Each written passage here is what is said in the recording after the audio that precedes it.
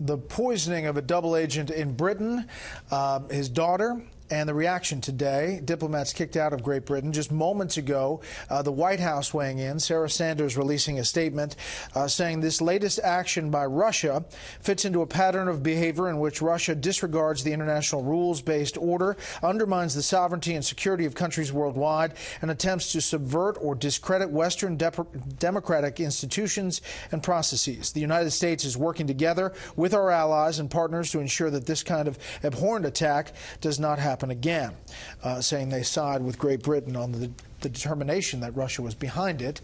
With that, let's bring in our panel. Steve Hayes, editor-in-chief for the Weekly Standard.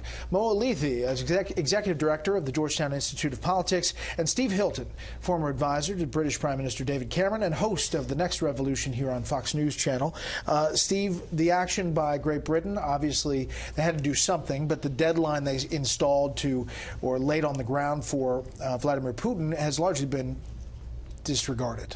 Yes, look, I agree with all the words there, very nice words, but the actions are frankly pathetic and will make no difference at all. And it's in line with the West's handling of Putin for many, many years now, going back not just in previous British governments, where you had a similar sort of poisoning situation with practically no response at all under the previous Labour government, but also with US administrations, going back to Bush and then Obama, which have just encouraged Putin's adventurism by basically doing nothing, whatever he does, whether that's walking into Crimea or Ukraine or whatever it may be. This action by the British is just going through the motions, the diplomatic game that you play. It will make absolutely no impact on Putin whatsoever, and we have to just get serious, because deterring his adventurism is incredibly important, not just in the context of Russia, but other dictators around the world, like the Chinese, who think they can get away with anything because the West does not stand up to them.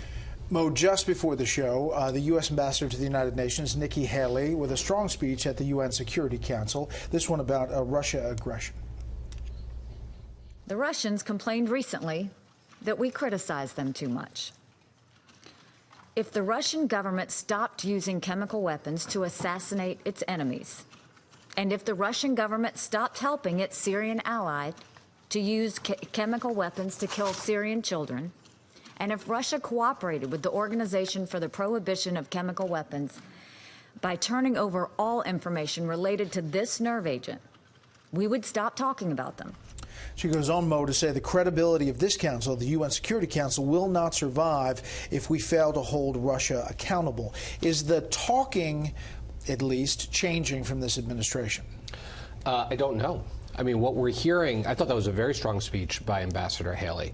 I thought her trying to hold the Security Council accountable in its efforts to hold Russia accountable was a smart move.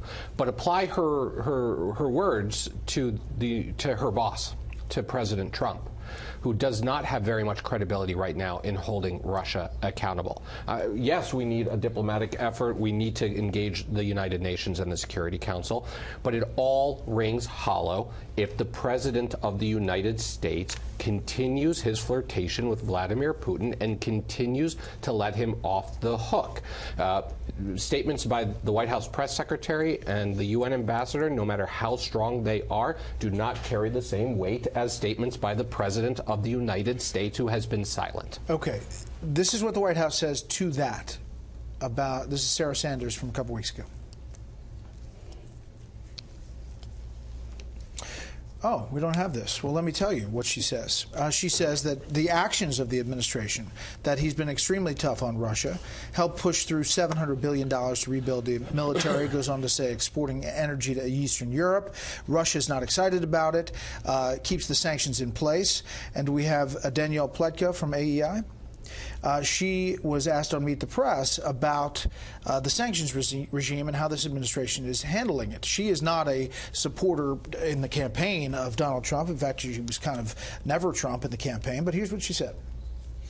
I've looked at missile sanctions, nuclear sanctions. I have never seen an administration move so fast as they did. This oligarchs list, other lists that they've put together, in fact, they have. This is a process, and I don't want to defend the Trump administration where they don't deserve it, but in this case, they've done a lot. In other words, actions, are they doing a lot? Yeah, I think in certain respects, Danny Flecka's right. They have done a lot. They could be doing more. I mean, they have done a lot. They've been arming the Ukrainians. They've taken certain steps that send certain messages. But I agree with Mo. I mean, I think this requires a presidential level statement. The administration has thus far tried not to get ahead of where the Brits were on this. They wanted our statements to match the Brits' statements. As the Brits got more aggressive, the Trump administration has gotten more aggressive. But there's nothing that takes the place of a presidential statement. And we all know that when Donald Trump is unhappy about something, he's very clear about who he's unhappy with and why he's unhappy. We could see him, I would say, be tough on this and also add in a statement about continued Russia cyber activities against the United States and its interest around the world. A warning not to attack U.S.-backed rebels forces in Syria. There are many ways in which the President of the United States can send a clear and unambiguous message that he's had it with Vladimir Putin, and he hasn't done it.